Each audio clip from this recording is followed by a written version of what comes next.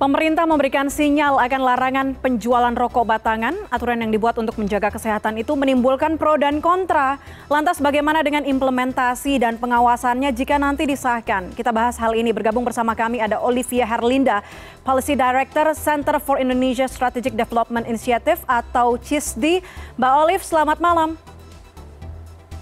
Selamat malam, Mbak Puspa. Halo Mbak Olive, kita tahu dengan aturan ini suara pengusaha dan perlindungan konsumen terpecah usai Presiden memberikan sinyal begitu ya, ada larangan nantinya penjualan rokok batangan. Tapi saya harus tahu dulu pandangan CISDI mengenai aturan ini seperti apa?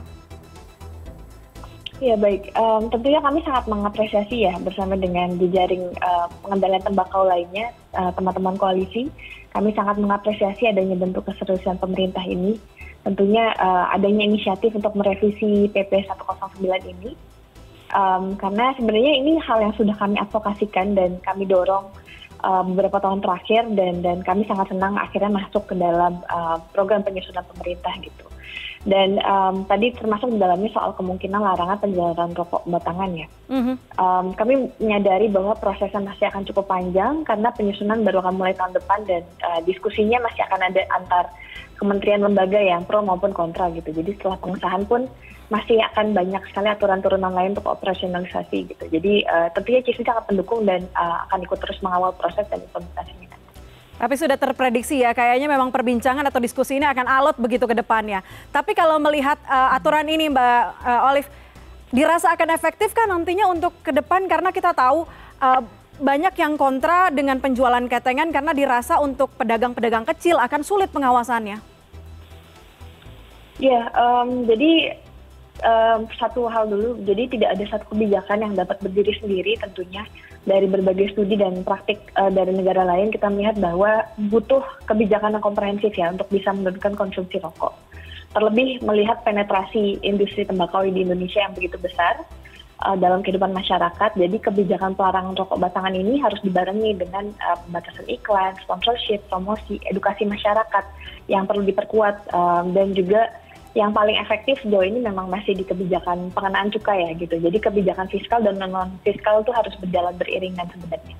Oke. Tapi kalau spesifik bicara soal kebijakan larangan rokok batangan ini, tentunya juga akan berkontribusi untuk menurunkan paling tidak keterjangkauan untuk anak-anak dan terutama kelompok masyarakat yang berpenghasilan rendah untuk dapat mengakses tembakau. Tapi tadi catatan yang paling penting adalah penegakan yang tegas gitu yang perlu jadi garis bawah. Oke, berkaca dengan apa yang terjadi di lapangan, Mbak Olive, bagaimana CISDI melihat apa sih sebetulnya faktor besar bahwa perokok anak-anak ini ternyata masih cukup tinggi angkanya? Ya, tadi penegakan ini sebenarnya kan di aturan PP 109 sebelumnya saja sebenarnya sudah ada tuh pembatasan umur ya, siapa yang bisa beli di atas umur 18 tahun. Tapi memang sejauh ini tidak berjalan gitu. Jadi tentunya tadi masalah bisa diakses dengan mudah oleh anak-anak, keterjangkauan dan akses ke warung rokok dari sekolah, dari rumah, harga yang murah, kemudian paparan iklan rokok juga di sekolah-sekolah. Dan tadi ya, kemungkinan untuk membeli rokok batangan juga jadi satu faktor yang kuat sih untuk bisa mudah diakses oleh perokok anak seperti itu.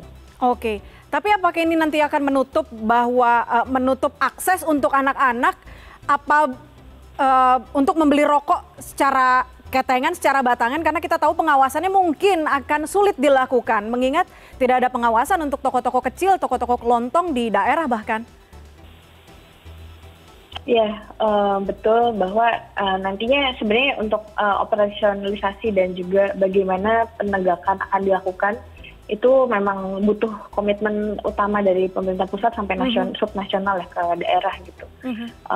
Dan terutama bagaimana sebenarnya penegakannya dan penetapan sanksinya nanti juga memudahkan gitu untuk pemerintah daerah dan mungkin Satpol PP ya nanti akan bertugas untuk bisa melakukan secara cepat dan cukup mempunyai efek jera gitu untuk penjual maupun pembeli mungkin gitu. Jadi mungkin masih banyak diskusi ya sebenarnya nanti bagaimana penegakan ini yang menjadi PR sekali bisa diperkuat gitu. Tapi tadi beberapa hal sebenarnya kami setuju sepakat gitu bahwa seperti pembatasan usia dan juga larangan menjual rokok batangan itu menjadi dua poin penting sih untuk bisa paling tidak untuk anak-anak di bawah umur ya affordability-nya kita turunkan seperti itu. Oke, Mbak Olive, apa kemudian rekomendasi dari CISDI kepada pemerintah untuk benar-benar tadi ada penegakan aturan melarang penjualan khususnya untuk anak di bawah umur? Iya, terutama sebenarnya nanti di aturannya sendiri itu harus cukup jelas dan spesifik gitu untuk bisa. Kalau yang sekarang kita punya kan belum terlalu jelas ya untuk bisa diturunkan kepada pemerintah daerah gitu untuk diperda-perda dan sebagainya, dan mungkin belum ada kewajiban utama gitu ya untuk bisa dilakukan dengan komitmen dari pemerintah daerahnya mungkin juga masih kurang gitu untuk bisa menerapkan peraturan yang sebenarnya sudah ada gitu tentang pembatasan umur paling tidak gitu. Jadi sebenarnya peraturannya sih yang kita mungkin bisa harus disusun dengan sangat benar dan teliti gitu ya untuk bisa memastikan bahwa nanti penegakannya dan implementasinya di lapangan bisa berjalan baik gitu sih. Oke, Mbak Olive, kalau kita belajar dengan negara-negara lain yang berhasil punya komitmen untuk meminimalisir bahkan tidak ada penjualan rokok begitu di negaranya, apa yang harus dipelajari oleh Indonesia? Iya, sebenarnya kalau kita lihat banyak hal sih sebenarnya yang berkontribusi ya, terutama sebenarnya komitmen dari pemerintah sendiri untuk bisa secara komprehensif gitu untuk menegakkan dan juga mengimplementasikan berbagai macam kebijakan tadi tidak berdiri sendiri.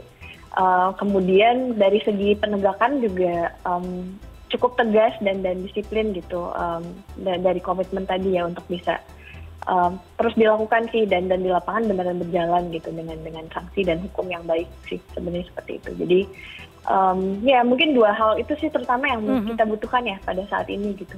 Oke, bisa berjalan. Oke, artinya pekerjaan rumah untuk pemerintah dengan stakeholder lainnya untuk merealisasikan ini harus dibarengi dengan kerjasama dari masyarakat juga ya, bagaimana bisa mengawasi anak-anak untuk tidak mengonsumsi rokok. Baik, Mbak Olivia Herlinda, terima kasih banyak sudah bergabung bersama kami di CNN Indonesia Connected malam ini. Salam sehat.